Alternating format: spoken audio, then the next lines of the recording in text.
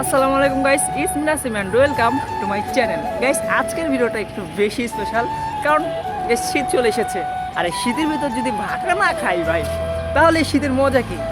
So এখন বাজে সকাল 7টা। তো আমরা যাচ্ছি গোয়ালখালি ভাকা খেতে। ভাই কীরকম বেলা থাকলে এই শীতের ভেতরে আমরা গোয়ালখালি যেতে পারি ভাকা খাওয়ার জন্য।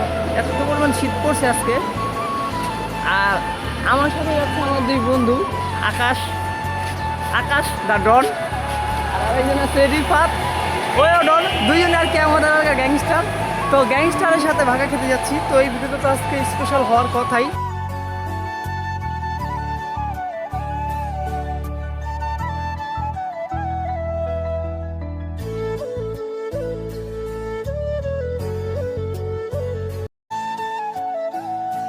এই যে আমাদের আরেকজন গ্যাংস্টার চলে এসেছে, আমাদের অন্যতম গ্যাংস্টার সদস্য।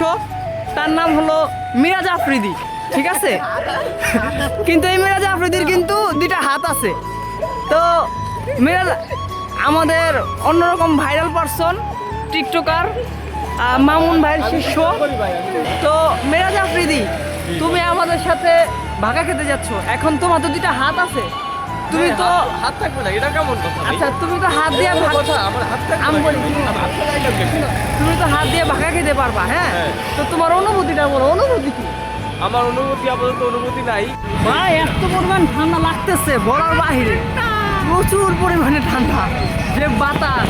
আসলে অনেক বেশি পরিমাণ ঠান্ডা ছিল গাইস। আমরা ভেবেছিলাম যে ঠান্ডাটা একটু কম থাকবে, বাট এত পরিমাণ ঠান্ডা, তার উপরে যে বাতাস, আমরা রিক্সায় বসে থাকতে পারতেছিলাম না। এক একজন অনেক বেশি অবস্থা খারাপ করে ফেলছিল বাতাসে। বাট গাইস, এত ঠান্ডা আমাদের কাছে তেমন কিছু মনে হয়নি যখন আমরা প্রাকৃতিক এই দৃশ্যটা দেখলাম। চারদিকে কুয়াশায় ভরা সুন্দর মনোরম পরিবেশ। স্পেশালি এই জায়গাটা অনেকটা গ্রামের একটা ভাইব দেয় গাইস। আর এই জায়গাটা হলো রামেকান্দা, রোহিতপুর, কেরানীগঞ্জ, ঢাকা। অনেক সুন্দর একটা প্লেস। তোমরা আসলে অবশ্যই এই দৃশ্যগুলো তোমরা গাইস উপভোগ করতে পারবা। স্পেশালি শীতের মধ্যে অনেক সুন্দর একটা দৃশ্য উপভোগ করতে পারবা।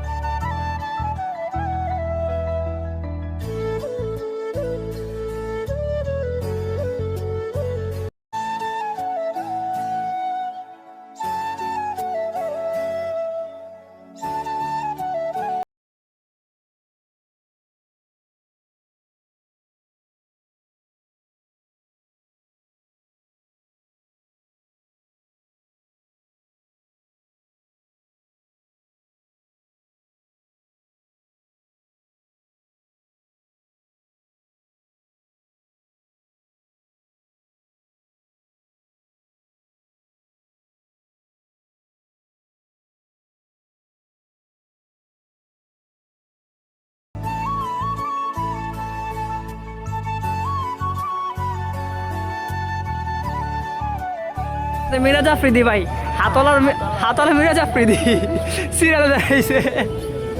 মামা নোটা দেখি তো মামা।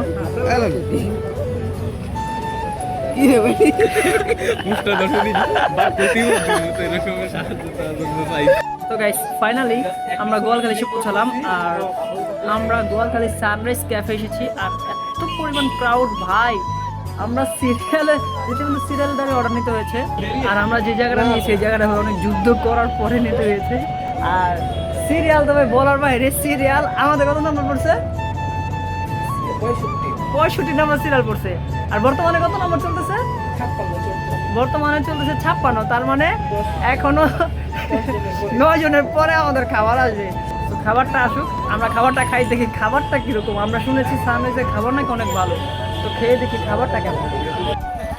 তো ভাই, খাবার যেহেতু দেরি হবে, তো আমরা ভাবলাম ক্যাফের পিছনে একটা সুন্দর জায়গা আছে, এই জায়গা থেকে ঘুরে আসি। জায়গাটা আসলে অনেক সুন্দর।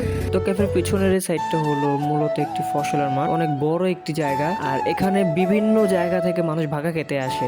স্পেশালি পুরান ঢাকা থেকে বেশিরভাগ মানুষ আসে এখানে বাগা খেতে। স্পেশালি এখানে প্রাকৃতিক পরিবেশে যে ভাইব গাইস, ওটা তোমরা প্রপারলি পাবে। আর গাইস এখানে যারা আসবে তারা অবশ্যই এটা খেয়াল রাখবে যে ভুলক্রমে যাতে কেউ ফসলের মাঠে পা না দেয়, কারণ প্রতি বছর এই ভুলের কারণে অনেক কৃষককে অনেক বড় ক্ষতির সম্মুখীন হতে হয়। আর এই ক্ষতিপূরণ কিন্তু কেউ দেয় না। তো ঘোরাঘুরি শেষে আমরা আমাদের টেবিলে চলে আসি, সে দেখে আমাদের খাবার রেডি। আমার ভাইনা আমাদের খাবার নিয়ে বসে আছে। আমরা মূলত অর্ডার করেছিলাম ভর্তা ভাকা প্লাস ডিম প্লাস বিফ। ভর্তা ভাকা প্রতি প্লেট নিয়েছে 75 টাকা করে, আর বিফ নিয়েছে 180 টাকা। খাবারের দাম হিসেবে রিজনেবল প্রাইসই ছিল। তো খাবারটা আসলেই ভালো, তাদের খাবারের মানটাও ভালো। স্পেশালি বিফটা অনেক মজা হয়েছে, তবে প্রাইস হিসেবে বিফের দামটা বেশি হয়ে গেছে। 180 টাকা প্রাইসে বিফ দিয়েছে 4 পিস, তাও বিফের পিসগুলো খুবই ছোট ছিল, যা ডিসঅ্যাপয়েন্টেড। তবে খাবারের কথা বলতে গেলে আসলে তাদের খাবারটা খুবই মজা হয়েছিল। তাদের রেস্টুরেন্টে কাজ করার প্রত্যেকটি স্টাফের ব্যবহারও ছিল খুবই ভালো।